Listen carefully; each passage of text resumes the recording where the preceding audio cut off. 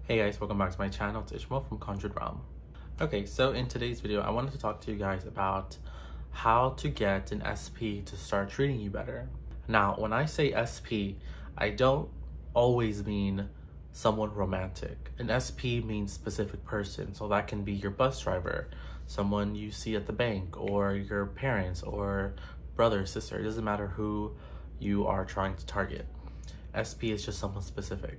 Now, the way you get someone to change their behavior towards you is simply to affirm a different result. Affirm a reality where they're doing the things that you want them to do. If you want your SP, for example, to stop leaving you on red and text you more, what we're gonna do is we're gonna stop paying attention to the fact that they're leaving us on red. We're not going to text them and perpetuate the assumption that I'm not gonna get a response, or he's gonna look at my text message and I'm not gonna get a response.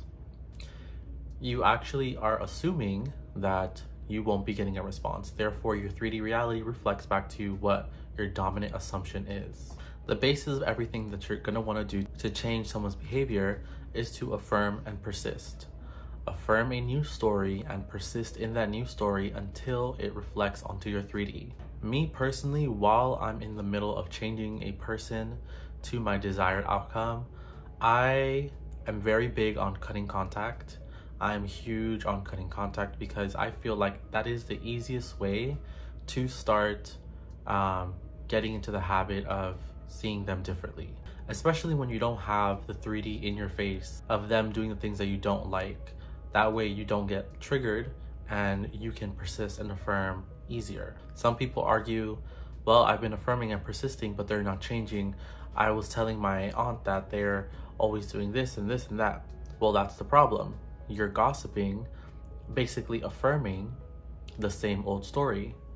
It doesn't matter if you affirm and persist for 5 minutes a day. What are you doing outside of those 5 minutes? You should be affirming a new story. And affirming is not a technique. Affirming is just thinking. So every time you think about your desire, what story are you telling yourself or anyone about that manifestation? The story should always be the one you want to experience. If it is not something you want to experience, don't say it. If it's not something you want to interact with in the 3D, do not say it. Do not affirm it. Affirming is also thinking, so don't think about those negative ways that they used to be with you. Don't think about those negative situations that happened in the past when we are trying to change the person. We are entering a new reality where that old person has nothing to do with the new version of who they will be. They are not the same. Person A and person B, who we want, is not the same as person A. They may look alike, they might sound alike, but they're completely different people. So it will be in your best interest to forgive and forget. Understand that the reason why someone may have treated you that way was because of an assumption that you have held, and move on. If it's a very strong assumption that you carry about this person, it will take a little bit of persistence, but it is not impossible. Now, you should start to see results way before it becomes a belief. So yes, it is important to start repeating it and making it a habit of saying the new desires when you are around anyone, or if you talk about the person with anyone, because this is how we impress our dominant mind and our subconscious to start making new changes onto the things that we want. But anyways, I hope you guys liked this video. It was fairly concise information, but if you have any questions, please leave them down below.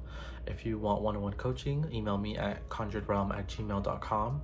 Hit the bell notification icon so you're notified every time I post a new video. Like this video and subscribe. All right, guys, happy manifesting.